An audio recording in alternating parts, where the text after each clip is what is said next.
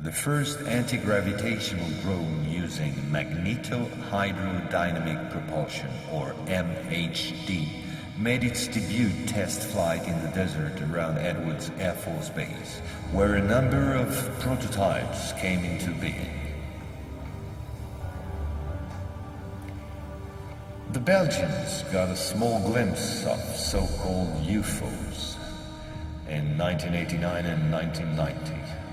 The incriminating model was a triangular-shaped Astra TR-3B or XR-7, capable of flying in total silence at more than Mach 10. Now I would like to speak to you about another concrete application of such technology, the B-2 bomber, whose development started in 1982.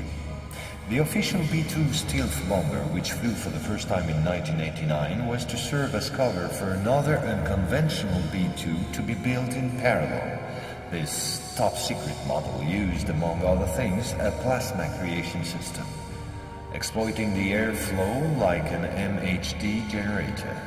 This system produces ionization of the air around the B-2, thereby suppressing air resistance while ensuring total invisibility for any type of radar. This nuclear bomber has flown for 15 years now at more than Mach 10. It can fly around the Earth in just a few hours without being seen.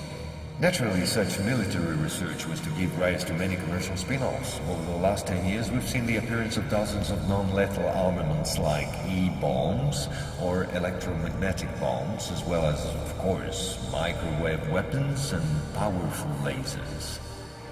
The US Department of Defense, through the multinational Raytheon, decided to invest a gigantic amount of money in an experimental program called HAARP, or High Frequency Activate Auroral Research Program.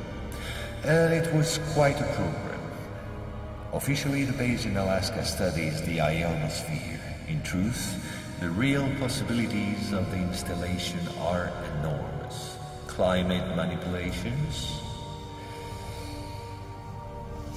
deep detection of underground base or deposits, silent and remote destruction of any object, and most important of all, manipulation of human behavior. If this account seems somewhat long despite my efforts to simplify, it was absolutely necessary to get to the subject I mentioned previously. Our research group is convinced that UFOs constructed by the Americans or Russians will be used to support an hoax attack on the Earth of extraterrestrial origin.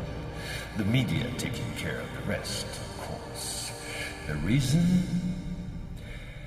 Once the threats of international terrorism has dissipated, the war economies of the major powers, with the United States at the head of the pack, will need a new enemy in order to still prosper. War on Earth will be replaced by space war against an enemy from beyond. So then, gentlemen, I thank you.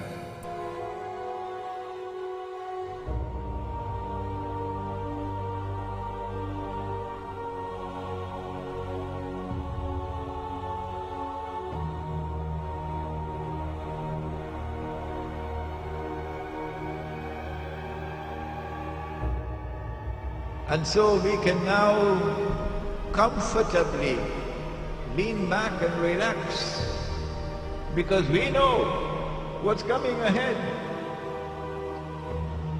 It's going to be a Star Wars confrontation between Russia on the one hand and its allies, which refuses to submit to someone ruling the world from Jerusalem, and therefore refuses to submit to the Anglo-American-Israeli alliance of the West.